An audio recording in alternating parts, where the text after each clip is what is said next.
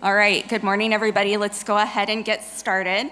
I hope everyone had safe travels getting here and had a great time at the golf tournament yesterday if you had an opportunity to play.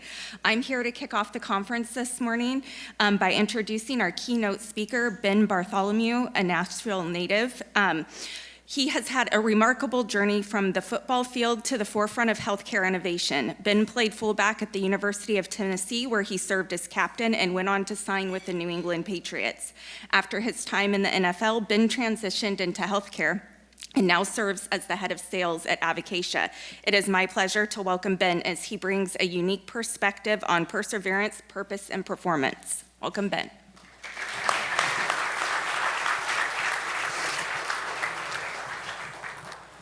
Thank you everyone for having me. Really excited to be here. My first time ever being in Oregon, and it's been fantastic. Just to give you guys a quick summary, I've come to a lot of HFMAs, and I can promise you this talk will be different than any you've ever been to. You might stand up, you might interact, you might hear something you've never heard before. To give you just a glimpse of the agenda, I'll talk a little bit about my story, what you can learn from football coaches, talk a little bit about Belichick, Tom Brady, some other great leaders that have impacted my life that I hope can impact yours, give some examples, and then at the end, let's have some action items. How can we get better and have a little inspiration? To kick it off, there was a video made when I was in college, so I'm going to start with this to kick it off.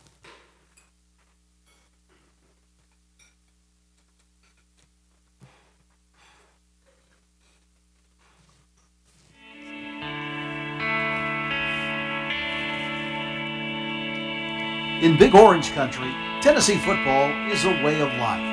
For Nashville native Ben Bartholomew, it's also a family tradition.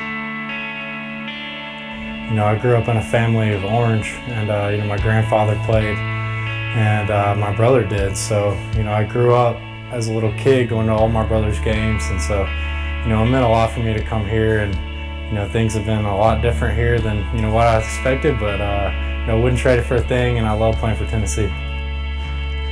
I think Tennessee means a lot to Ben because it's in his family, it's in his bloodline. So I think that he comes in here and he gives his all for Tennessee every day. Tennessee's about winning, and it's about tradition, and I think going out and giving your all for Tennessee, that means so much to me. When you're playing with that power T on your helmet, it's so much more important than anything else. Like you're representing everyone that's played here, and going everything you got for 60 minutes. It's so important. Growing up watching his older brother Will and hearing the stories of grandfather Sam, Ben understood the magnitude of his first time running through the tee. Running through the tee is an exciting time. The first time I was, hyped up. It's kind of, you get tunnel vision, you just get blurry, you can't really see anything. You're so hyped up, you're fired up. But I was just trying not to fall. Bray under center, Watson the tailback.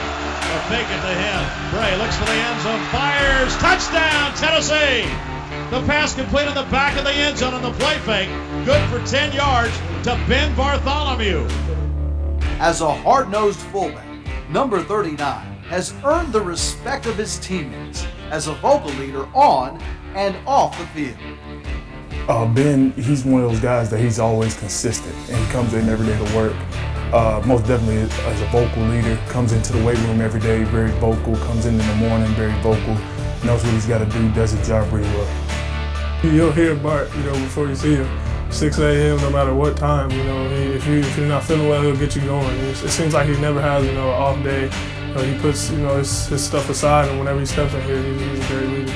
Yeah, I definitely consider myself a leader. I'm a senior, so automatically you kind of have a role of a leader, but I think there's a lot of guys that haven't been around this program for a long time and don't understand the history and the tradition, and I'm doing my best to try to help them understand and to help lead them and show them what Tennessee football is all about. There is no doubt that every Saturday, Ben Bartholomew gives his all for Tennessee. For the Derek Dooley Show, I'm Rick Russo. Oh man, no, you don't need to clap, thank you. I get fired up every time I watch that. And you guys, we're not an SEC country, so you might not know a lot about Tennessee football, but it is the largest stadium, one of the largest stadiums in the whole country, 108,000 people. So when you first run out onto the field, you run through the band makes a T, and you run through that T, everyone's screaming, you literally can't hear yourself think. And every time I watch that video, I get excited. People are like, do you miss football? I'm like, I miss those moments. I miss playing, I miss on the field, I miss that bond with your teammates. And just it really gets me fired up. And as you may have heard a little bit, I played fullback, and a lot of maybe not everybody knows football. Basically, fullback, my job was I'm going to take my forehead and I'm going to run into that guy as hard as I can.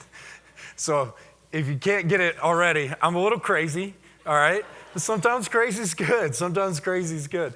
And what I've learned over the years is there's so many things that I got from coaches that I heard them like ingrain in us about tradition, ingrain in us about showing up on time, being dependable, all these amazing attributes that then when I got into business, I was like, wow, these are the same things. These coaches are creating an environment that really inspires their players, their team, allows them to rally around something and accomplish great goals.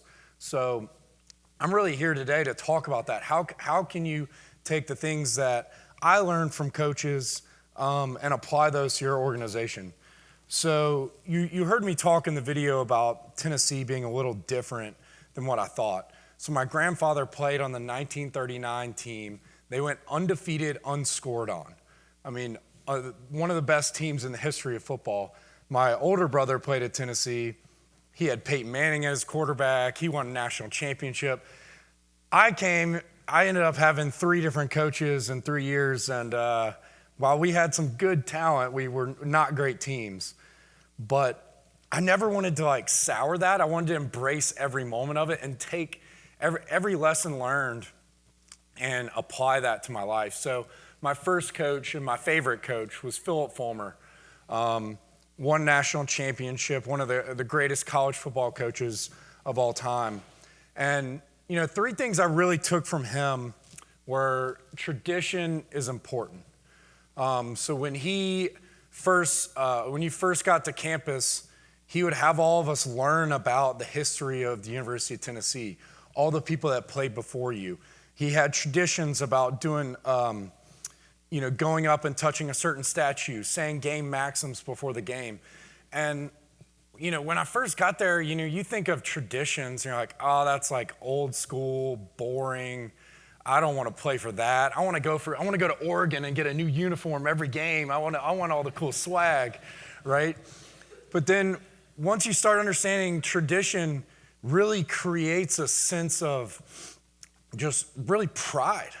And I learned that through those traditions, and every time he told the story of where it came from, that General Neyland made these maxims, and people were saying these maxims in the 30s, and my grandfather was saying that. And then at that point, I realized that T on my helmet was not about me. I wasn't playing for me. I wasn't even playing for my team or those 108,000 or the million on TV. I was playing for every single person that had blood, sweat, and tears in that uniform. And that really created a bond that is unbreakable and allowed us to really accomplish a lot more. And you played a lot harder, because when I'm going and having to sacrifice my body, it's not just about me. I'm representing something bigger than myself. And I thought that was so powerful. And thinking about that too, we all wear logos on our shirts at our companies, and there's a history behind that. How do you create that tradition and let people know what all the people have put in, the time and effort have put into that logo, and that when you wear that, you're representing that. Another thing he did was he recruited talent. He recruited character over talent. which is almost unheard of anymore in the modern game. It's really difficult to hire or to recruit a young guy who may not have all the talents, but he's got the leadership aspects or the work ethic that you really like. But he invested in that, and he let the other guys go other places because he knew that a team with buy-in was way more powerful, successful than just a team of individual contributors. And then one of my favorite stories is we were in a meeting watching film, and we're watching a scrimmage, and one of the linemen on the backside, they snapped the ball. He didn't know the play, so he just kind of stood there. The ball carrier breaks off to the side, runs, scores a touchdown. He runs down, celebrates. And I'm thinking, okay, that was a great play. Like, we should be excited. And Coach Fulmer paused the film and just started chewing out this guy. He's like, hey, what are you doing? He's like, Coach, we scored a touchdown. Why are you upset? And he's like, no, you didn't know the play? He's like, no, I didn't know the play. He's like, I don't care you didn't know the play. Hit somebody. Don't just stand there. Go hit somebody. If you want a ticket, we'll give you a ticket and put you in the stands. When you're on the field, you got to go hit somebody. And I was like, man, there's a bigger meaning to that. There's so many times in meetings that I've had over the years where you talk about a concept or, man, we really need to fix this. Or if we could do this better, that'd be great. And there's a lot of talk about it, but then you're afraid to go do it because you don't want to mess up or that's a lot of effort. We got to have a new team, a project manager, all these new things. But if you just talk about it, you never do anything, then how are you ever going to accomplish it? You got to hit somebody. You got to not be passive. You got to go and try to fix something. So really learned a lot from Coach Fulmer, an amazing coach. And one of my teammates with him, some of you guys may know if you're into leadership or inspirational speeches, is a guy named Inky Johnson. If you've never heard of him, you should look him up. The #1 motivational speaker in the entire world. I promise you watch some of his videos, you will leave a better person. This guy came from nothing. Really, the opportunity to go to Tennessee on a scholarship was life-changing for him and his family. He was projected a first-round draft pick, played with a guy named Eric Berry to his side, if you know him. Incredible athlete, was going to go to the NFL, make millions, change his family's life forever. And in one game against Air Force, made a tackle, hit his shoulder, fell down, ambulance comes on. He gets the right side of his body gets paralyzed. And he no longer has any feeling in his right arm. And it was so hard for him because he had worked so hard and was right there. And then everything was taken from him. But he didn't fold. He didn't say, oh, I did feel bad for myself. He turned that. He became a motivational speaker. And now he talks about that adversity and pushing through. And while everyone's, got ailments, it may not be physical, they're all dealing with something. And taking that, how do you take that and have it motivate you? So look up Inky Johnson if you haven't, an incredible guy. And, unfortunately, after 1 year, Coach Fulmer left, and I got a new coach, Lane Kiffin. You may know him as the head coach of the Ole Miss Rebels now. He's also kind of a celebrity on Twitter for some of his responses. But this was a young guy, came from the NFL. I think the organization was trying to put some energy into the football program. And so when Lane came in, he was a young guy with a lot of energy, but he also brought a staff that was just unbelievable. We had Ed Ogeron, who you might know from coaching at LSU, winning a national championship. We had Lane's dad, Monty Kiffin, who was about 82. He invented the Tampa 2 defense. We had all this incredible staff. And so the first day he was the head coach, he brought us all into the team room. And we're all sitting in it, and it's like stadium seating. We're all sitting in the team room. We've never met him. And all of a sudden the lights go off and we're kind of like, oh gosh, what's happening? And one of the GAs comes in with a giant band drum, just goes boom, boom, boom. And then Lane's dad busts open the door. Everybody stand up. Come on, everybody stand up. Start hitting your chest. And we're like, oh, okay, what's happening? And we're all jumping up and down like, oh, okay. Boom, boom, boom. And then Ed Ogeron comes in. He's just a bull in a china shop, running like shoving people like, hey, come on. And he gets up to the front and he puts this GA next to him. And he's like, oh, everyone stop. He's from Louisiana. You could barely understand a word he said. And he starts looking at this GA, and he's kind of looking at him like crazy eyes. And we're like, oh my gosh, like, what's he gonna do? And he's like, whoa, what's the first thing you do when you get in a fight? What's the first thing you do when you get in a fight? We're like, is this a trick question? Like, you don't get in a fight? And it's one of my buddies like, put your hands up. He's like, no. You rip your shirt off. And he just rips his shirt off in front of the whole team. And then the drum starts going. They start cranking music. Ed grabs one of those old projectors, like the cranes. He grabs it, throws it against the whiteboard, shatters it. And Lane's like, this is the energy. We're going to come every day. We're going to beat anyone. I don't care who it is. We'll play the 82 Bears. We're going to get out there.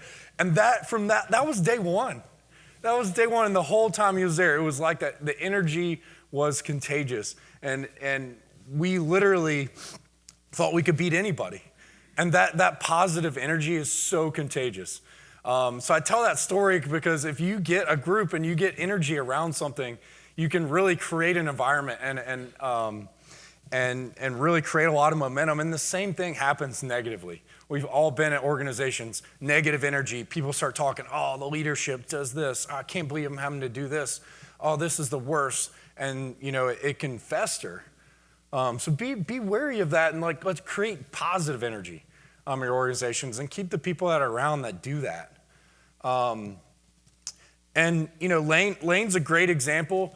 A guy did 1 year at Tennessee, left, took his dream job at USC, didn't have a lot of success, and started learning from his mistakes. Went to Alabama, learned under Nick Saban, and is now doing fantastic at Ole Miss. So making mistakes and learning is, something I also learned from him. If you guys have ever had a chance to hear Lou Holtz, legendary football coach, I just want to play just a short clip of this because... So there's a rule in life that says you're either growing or you're dying. The tree's either growing or it's dying. So's grass, so's a marriage, so's a business, so's a person. So there's a... I love that. You're either growing or you're dying. That's what my next coach, Derek Dooley, always said at practice. So we come out to practice and you're either getting better or you're getting worse. And I love that concept because if you approach every day where you're coming in and you're either getting better or you're getting worse, you're going to put a lot more effort into that. And so Derek came in, really small town coach, kind of probably in over his feet at Tennessee, but had some really great things. He developed this concept of RPCI, relentless pursuit of continuous improvement. Relentless pursuit of continuous improvement. And we got t-shirts. I was like, man, I love that. That fired me up. As you heard in the video, I was a weight room guy. I'm in there first. I'm getting everybody fired up. Any chance I could every day get better, that's what I was trying to do. So this RPCI concept was like, oh, this is me. And I love that. And honestly, you can apply that to anything. You can apply it to your work, your personal life. Having that relentless pursuit of improvement is amazing. So I think about taking at least a phrase or something like that with your team. And then Derek did a great job developing leaders. And the way he did that was he created something called the Unity Council. So every football team has captains, right? You announce your captains, and they're kind of the leaders. Derek had that, but he also had the Unity Council, which was compiled of the senior leaders, and then voted on by the team were some junior leaders, some sophomore leaders, and even some freshmen.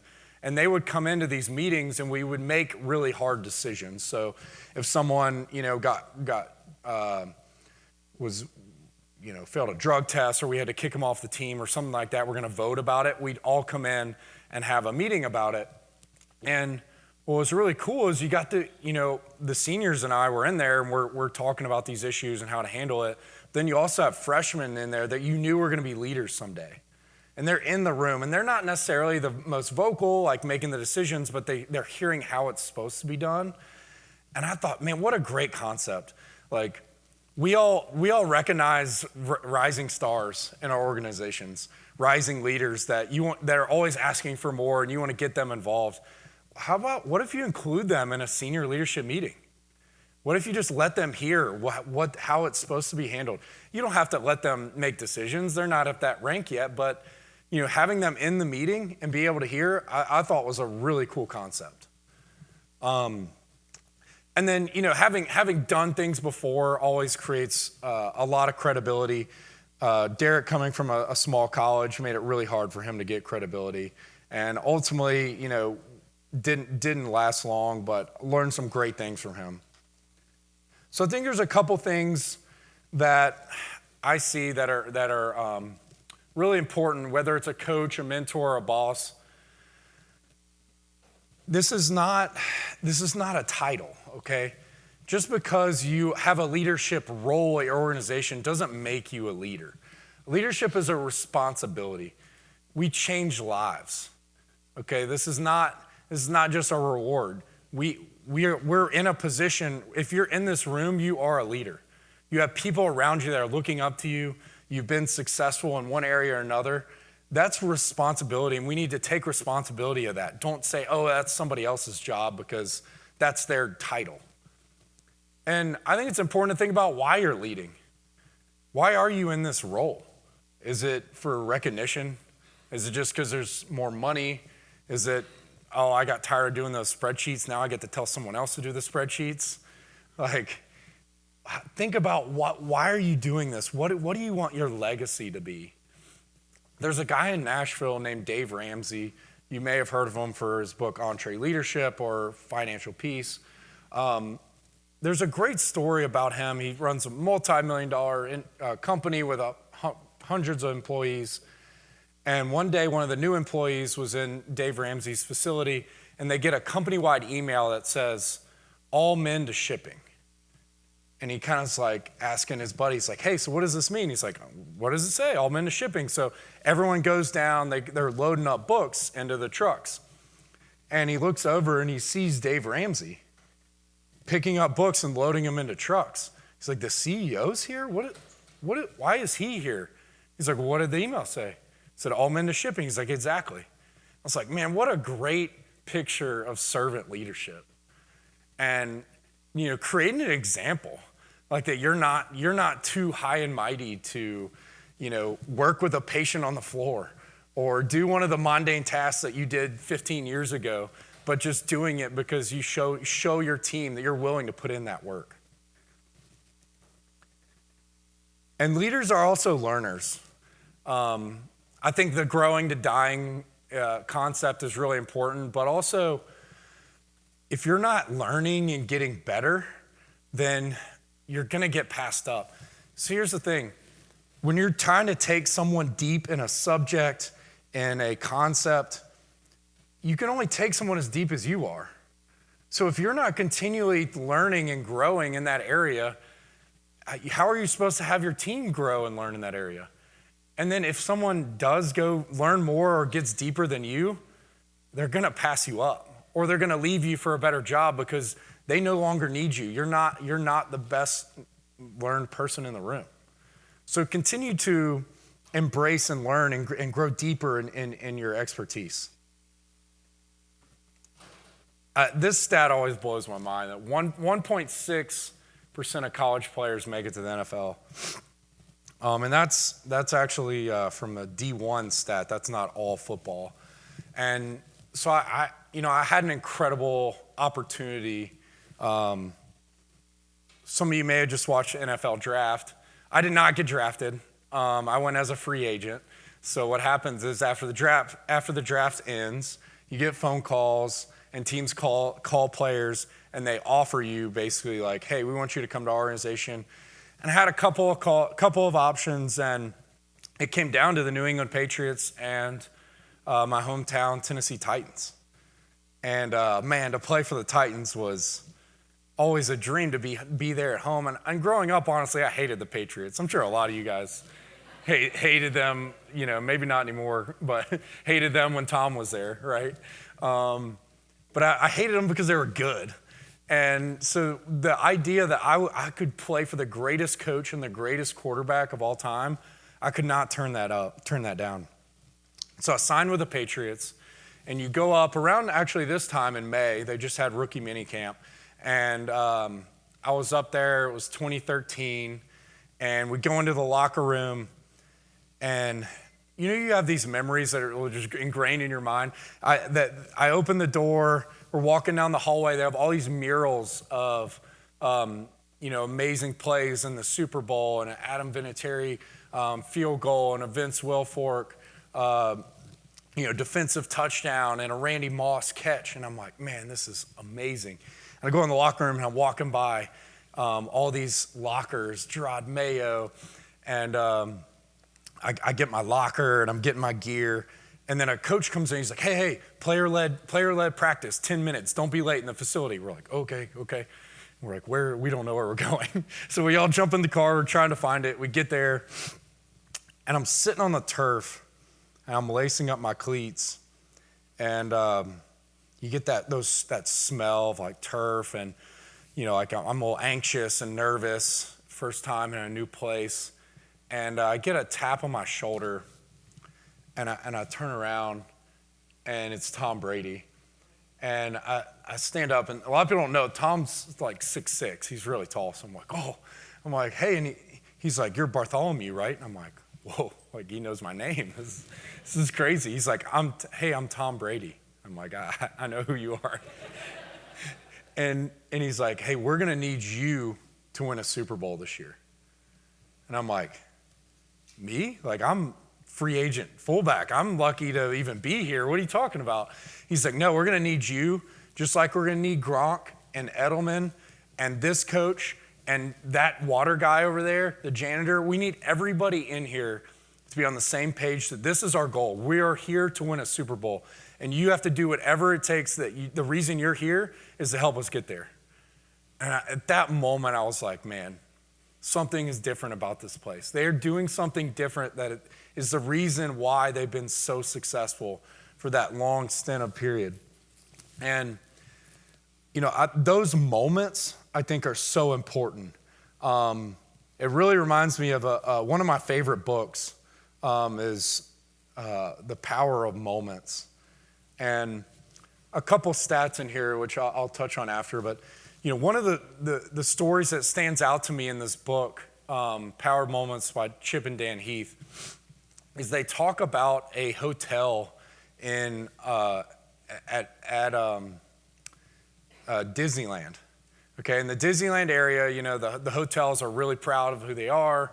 There's, Ritz, the Four Seasons, all these really nice hotels.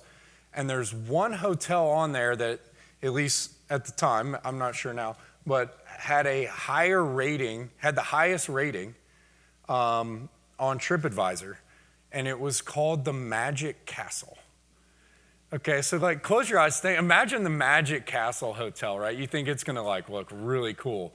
No, this hotel is your standard square block, nothing near as nice as where we're staying today. You go in this hotel, and it has a normal lobby. Kind of looks like a lobby of where you go to get your oil changed, nothing fancy. The rooms are standard rooms. They don't have refrigerators or sinks, nothing nice about them. The pool is your standard square pool out by a hotel. You would not think that this hotel is any different than your lowest tier major brand, but yet it had the highest TripAdvisor ranking over the Four Seasons. And the reason why is they figured out how to create moments.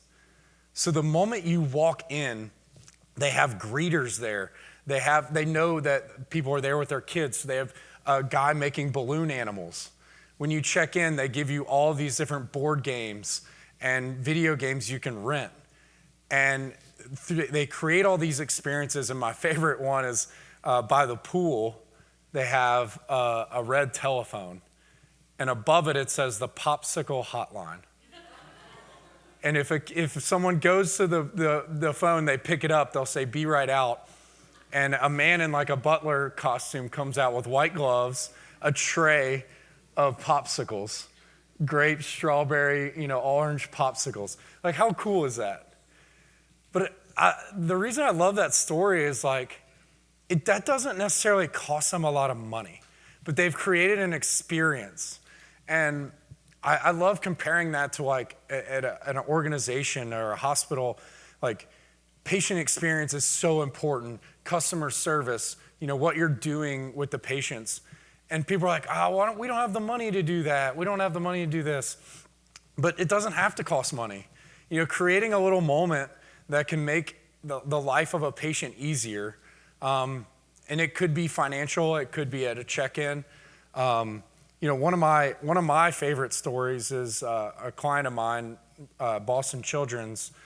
At the time, we put in a bunch of check-in kiosks, and they were trying to drive people to the check-in kiosks, and Frozen had just come out, right? And so they got these printouts of the Frozen Elsa queen, and they put it right underneath the kiosk. So immediately when you walk in, all the kids are like running to Elsa. They want to take a picture. And it drove kiosk engagement out the roof. Everyone was going and checking on the kiosk because their kid went there. And I was like, man, what a cool concept. And so I'd love to hear from you guys. Are there maybe a story of just how you're creating a better experience at your organization? Who's got one? Hand raised. Let's hear it.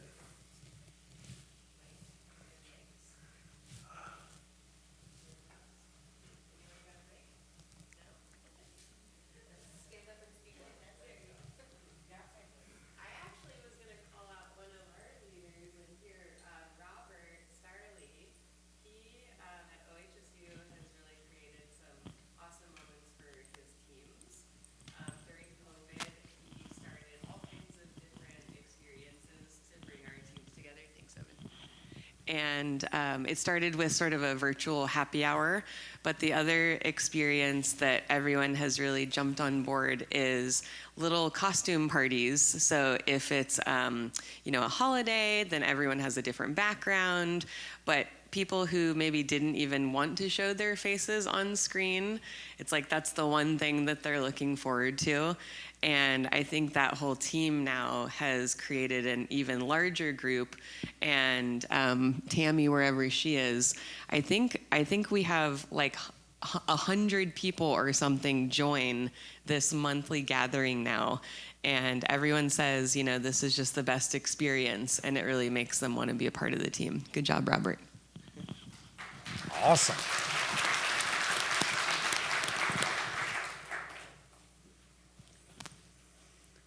I love that. It's a perfect example. Doesn't cost money, and recognition is just so important. This one might sting a couple people in here with their Seattle fans. I want to show a quick video. I ordered 200 hand-forged knives to my dorm room and built a Wix website to sell them. I'm Noah Rosen, founder and owner of Forged to Table Knives. Working my way up through the culinary industry, You might get I know lucky. a lot I of don't know if people we'll get to play it. that would love an affordable hand. All right, I'll skip it. Listen. It was a great video, though, of the Patriots beating the Seahawks. But the point of it here is that Malcolm Butler, in that moment, knew he had one job. He had one job, and he had to do his job. And that is really the Patriot way. You probably heard over the years the Patriots talk about do your job. That was their whole mantra. And So everyone, especially that kind of Tom Brady period of the Patriots, right? Trying to figure out what is their secret sauce? What is this Patriot way? What are they doing that's creating world championships over and over and over again? And so from my perspective, having been on the team, these are the things that I really took is, how can you help the team today? It's not about how much you know, but how fast you can learn. When a great example of this is, Belichick was really known for having these veterans that have had Hall of Fame careers, and then he'd cut them and send them to another team. And you're like, what is he doing? And then he went to win a Super Bowl. And he really looked for smart players. So what the Patriots did is every single week, they would change their whole playbook up based on who they were playing. So they had their set plays, but there was probably 100 different plays you could call at the line. And so you had to be able to know those immediately. And how you would test those is we'd be getting dressed for practice. It's about 10 minutes before we start warm-ups. And a coach would run in and give us 5 plays and be like, hey, we're going to run these at practice. See you out there. And I'm like, what? I have 10 minutes. How am I supposed to learn this? But that's what he wanted. He wanted us to be able to okay, when they say this, we got to go here. When they say this. So you got to be able to adjust quickly and play smart, because that's going to out-scheme the other team.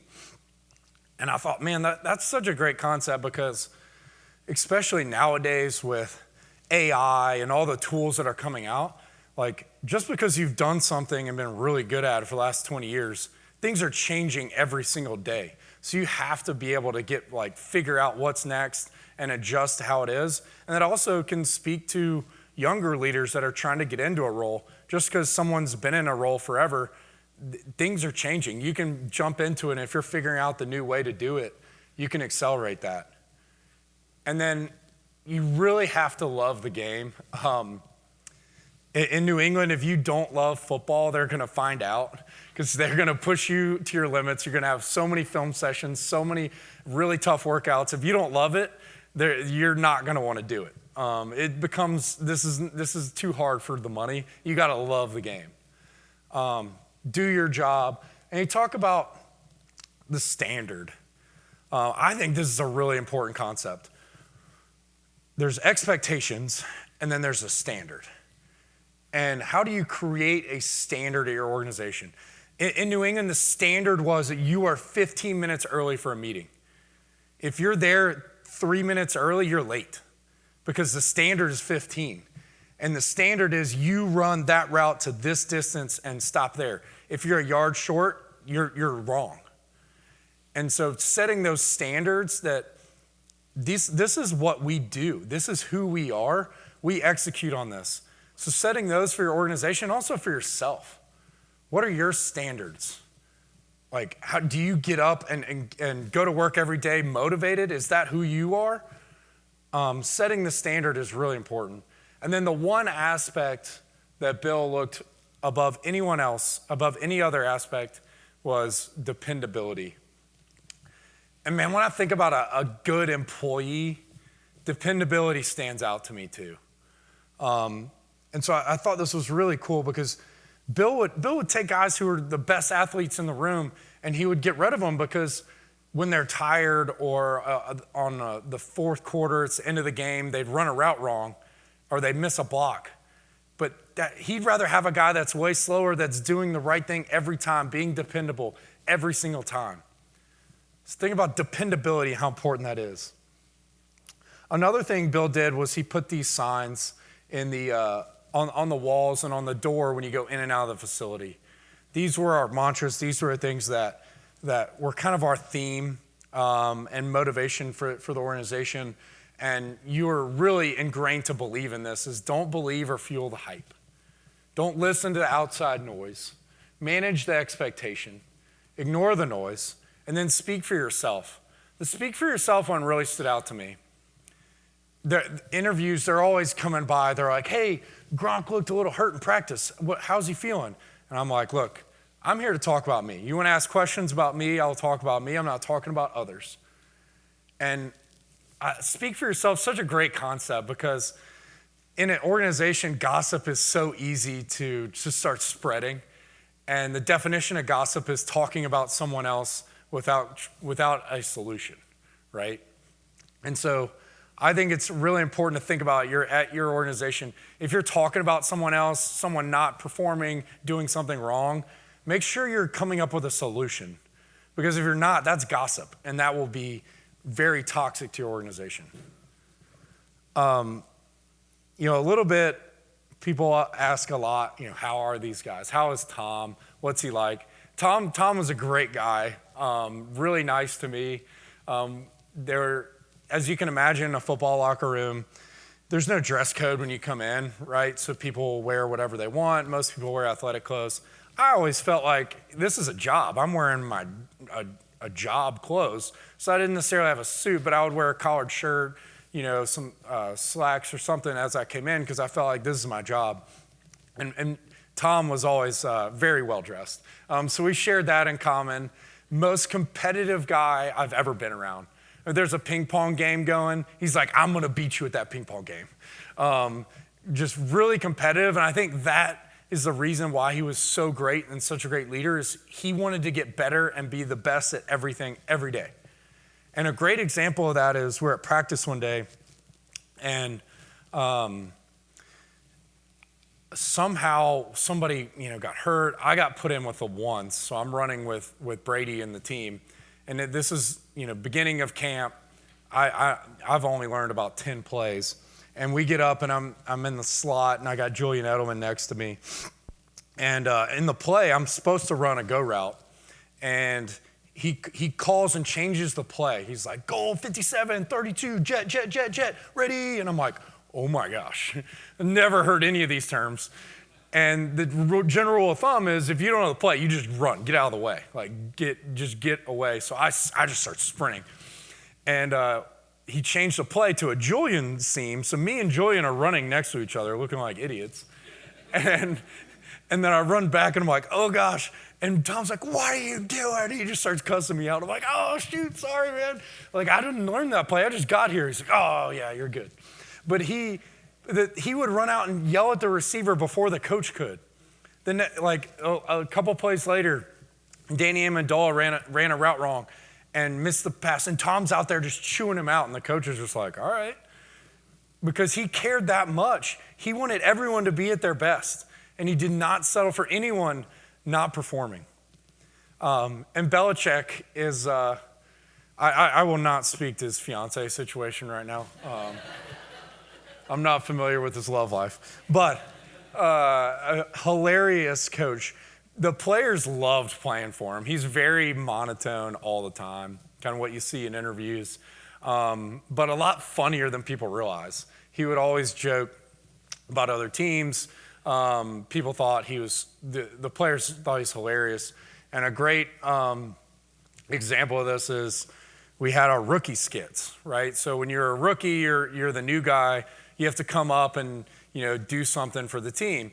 And how it worked in New England is you had to say something, tell a joke, sing a song, tell something, and then it was like gladiator moment. Everyone's like, boo, yeah. And if you got the thumbs down, you had to go again.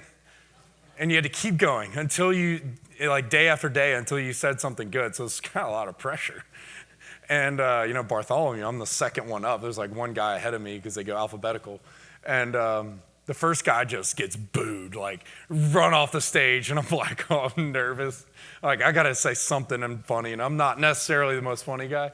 So I did a little research and I was like, all right, this may cost me my job. But I'm like, hey guys, Ben Bartholomew, fullback from Tennessee.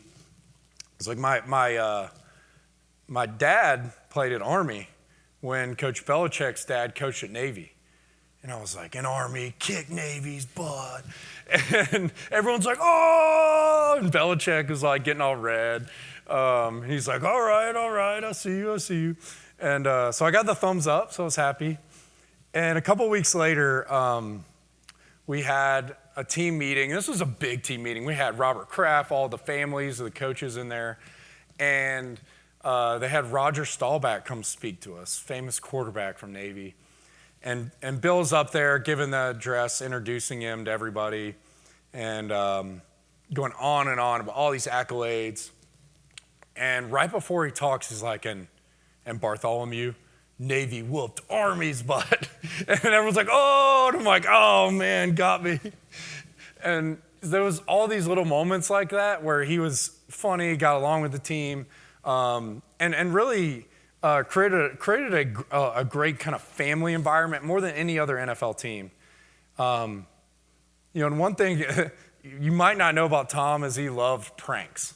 He also loved giving the rookies haircuts, so he actually cut my hair, which was way better. Some of my teammates they just cut right down the middle, like their beard, eyebrows. Half their head was bald, half was long, so I could have gotten it worse. But Tom loved pranks. And one day, Matt Castle, his backup quarterback, actually, everyone wanted to get Tom back, So they got his keys. During practice, they had somebody go out to the parking lot, and they filled his car up with packing peanuts, all the way up to the top. So he opened the door, packing peanuts were everywhere. Everyone's like, oh, got you. He's like, all right. And Matt's like, oh gosh, what did I do? I think I messed with the wrong guy. So he let like a week go by. He kind of forgot about it. And one day, Matt's coming back in the locker room from practice. He kind of sees this like black thing by his locker, and he's like, what is that? He gets closer, and it's one of his car tires is in his locker, and 3 of his car tires and rims have been taken off his car and were put in front of his locker. And he's like, wait, there's only 3. And he hid the 4th in the facility, like in a ceiling tile, so he had to find it. Just diabolical pranks. Really, it's just interesting to see someone be so competitive and prank, and it was a lot of fun. I also had a really unique experience. So when I was there, it was in 2013. We signed Tim Tebow at a quarterback position. And so Tim was actually my quarterback. And if you ever have any questions about Tim, Tim is the most amazing guy. I got to know him a lot when he was at Florida. We played against each other. He trained with my brother going into the NFL. And we ended up being really close friends in New England. Just an incredible guy. And one of his former teammates that we actually were trying to help and kind of mentor from a personal level, not from a skill level, was Aaron Hernandez. So I played with Aaron Hernandez, and I don't know if you guys are familiar with his story, but so I was a fullback. I played a little tight end too, so I'm in there with Gronk and Aaron. And one day after practice, Aaron was hurt, but he was doing work after practice, and I'm running routes, and he's teaching me how to get off a press coverage and how to hit him with a drop step and run a route. And I did it, and he was like, man, you're fast. And I'm like, whoa, dude, you're in a 4.39 at the combine. You are really fast. And I'm like, man, what a great guy, staying after to help me. He was always a jokester in meeting rooms. And we go back and we hit the showers. We get rehab. I'm like, all right, Aaron, I'll see you tomorrow. And I go get in my car, and I go home, and I turn on the TV, and I get this scene of a helicopter over the facility. And it was following Aaron out, and it turned out that Aaron had murdered multiple people. And he was a murderer. And I had just been with him. And he left from there, and he went to prison and then actually killed himself. And never saw him again. And I had no idea. This guy was killing people on the weekends, literally, and was just one of the guys in the locker room. And, some of the stuff started coming out after, he did tell me he got his windows, bulletproof. I thought that was weird.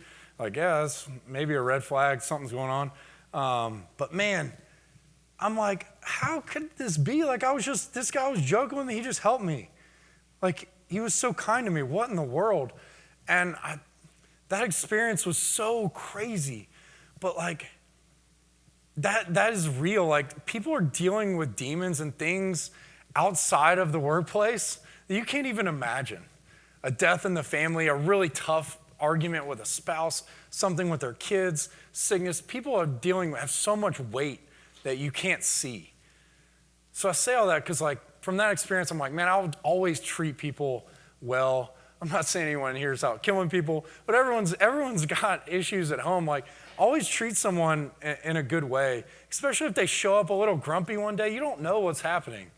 So as a leader, I think you need to have a lot of empathy towards people because you just never know.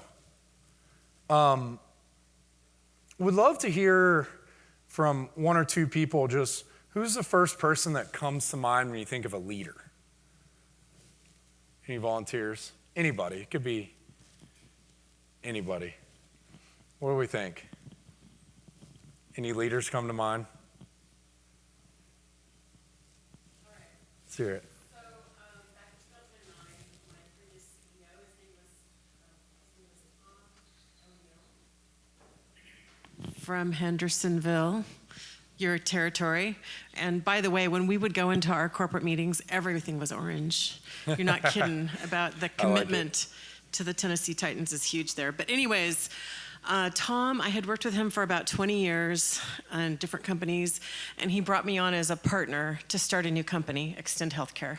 And he was the most amazing leader I've ever worked with in my life. He saw the entire organization as an upside down triangle, and he was at the bottom, and he was going to give us everything we needed to be successful and to make sure that our clients got what they needed.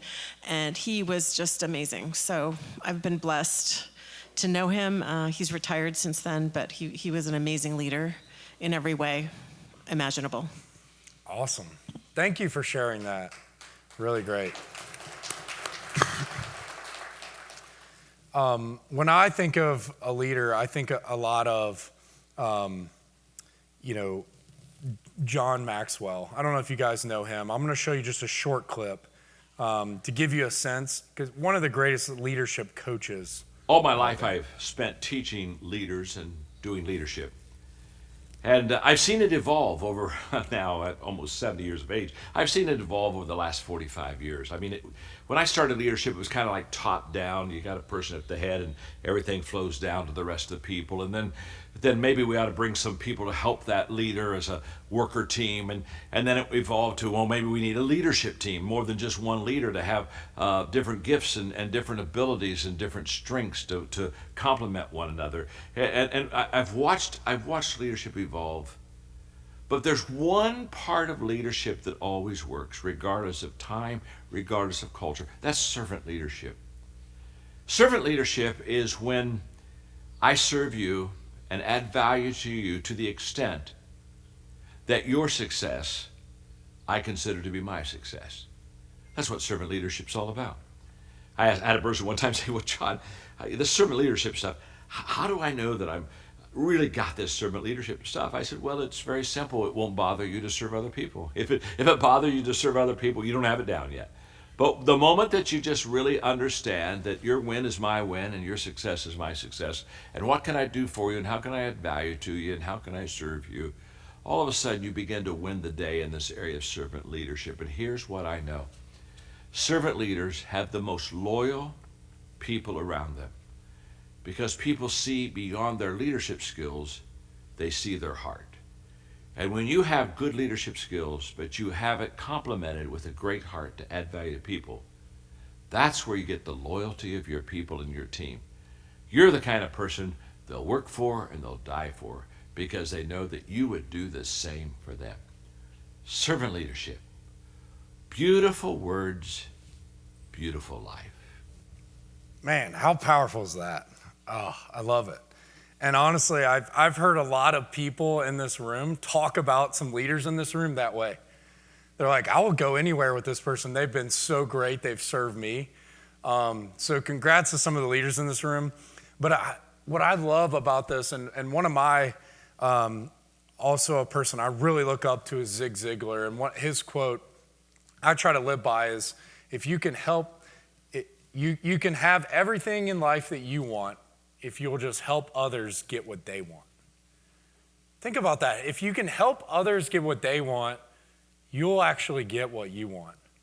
Like, how powerful is that? And what a great example of servant leadership. So don't rely on your position, believe in your team, create a culture of encouragement. John Maxwell preaches the idea of ladder builders instead of ladder climbers. Really, really cool. Hopefully that's helpful to think about. He also has some leadership principles. I won't touch on them today with the amount of time we have, but if you ever want more content, look into him. Also, another book is about the speed of trust. Great. If you want to learn more about trust and what that can do for an organization, you can look into that. I did want to tell a quick story here that happened to me 2 weeks ago, I think, actually. My daughter had, her school had their field day. Okay, is everyone familiar with field day at school? And her school is Innsworth, they're black and orange, so you have the orange versus the blacks, and all year long they have these assemblies and one little thing that counts towards it, and then field day comes, and everyone comes and they decorate. We decorated my wife's car, my daughter's here in the bottom right, and the orange teams have won the last 8 years, so they're kind of dominant. So the blacks are just like, oh, we gotta win this time. And they come out and there's all these events, these relays, and this school has kept records. I didn't realize this. They kept field day records since the 80s. My brother had all these records on there, and at the field day, there was maybe 8 school records broken. And I'm like, oh my gosh, this is incredible. These records have been there since the 80s. They're breaking records. And what I realized is it's because of competition. They had this pride, like, I gotta beat them. And it's been building up all year long. This is my one chance. I'm gonna go do it. I'm like, man, competition just breeds excellence. It allows you to achieve a lot more. So think about how to make fun competitions in your organization. That can really improve morale. It can encourage people, create energy. I just implemented one at our company. Me and one of our colleagues are having an internal competition so you can get the most by next month. So it creates a lot of fun. So thinking about competition, and I just thought that's a great way to be a leader. You heard a little bit about my family. I'm very blessed to have a family of entrepreneurs that have done a lot. Starting, my dad started a law firm called Stokes and Bartholomew. It was then bought by Adams and Reese, now one of the largest law firms in Nashville. And when I'm around Nashville, I hear almost weekly someone will come up to me and say, hey, your dad helped me. And he really embraced that. Help others get what they want and you get what you want. So great example there. On the bottom left is my brother-in-law, R.A. Dickey. A quick story about him. So he pitched for the University of Tennessee in the '96 Olympics, was projected the #1 pick overall pitcher. And in a magazine, they were kind of standing sideways and his arm was kind of bent funny. And they were like, you know what? Let's do one more MRI just to make sure everything's good. And they did it, and they found in his elbow he didn't have a unilateral ligament, which means he's not even supposed to be able to brush his teeth without pain. And he's throwing 95-mile-per-hour fastballs. And so every team freaked out. He went from going first overall to one of the last picks. And it really destroyed him personally because it undervalued, he felt so undervalued. He had to work his way up in the farm leagues, pitched for 16 years, never really hit it. And then switched to a knuckleball and became one of the few baseball players to pitch a knuckleball. Ended up winning a Cy Young Award, being one of the greatest knuckleball pitchers of all time.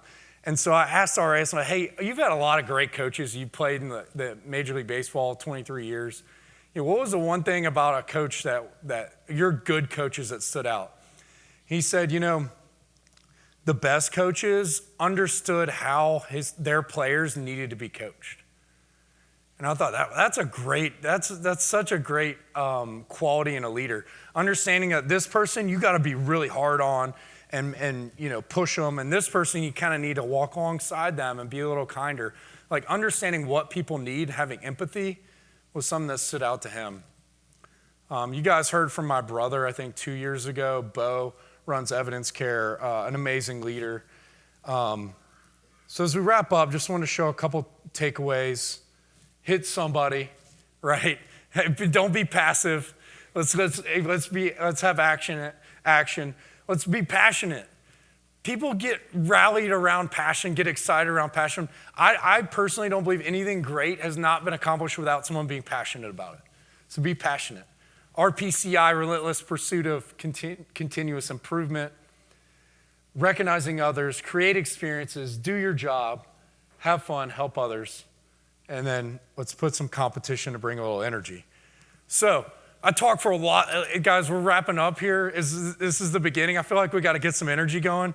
So let's stand up. Let's everybody stand up as we wrap up here. You guys might know who this is. Dion, very controversial, right? But there's one thing that Dion does that you can't deny is he brings energy, right? He gets people going, and he did a great job at Colorado. So I want to try to just wrap up here with a little bit of energy. So everybody, I just want everybody to repeat after me, and let's get it loud. Let's kick this conference off right, all right? I want you to say, I am a leader. I am a leader. Awesome, great. No, I have to get you to do it a couple times. That was good. All right, I will be passionate. I will be passionate. I will serve others. I will serve others. I will create competition. I will create competition. And I will have fun. And I will have fun. Because I am a leader. Because I am a leader. All right, clap it up for that. Awesome. Awesome. Thank you guys so much for having me. Some resources, some books. Happy to take questions or talk after. I think my time's up, but happy to talk about anything you guys heard today. More football stories, more ideas about leadership. I'm very passionate about it, as you can tell, and so I'm excited to talk about it. So let's bring the energy. Let's have a great conference. Thank you guys.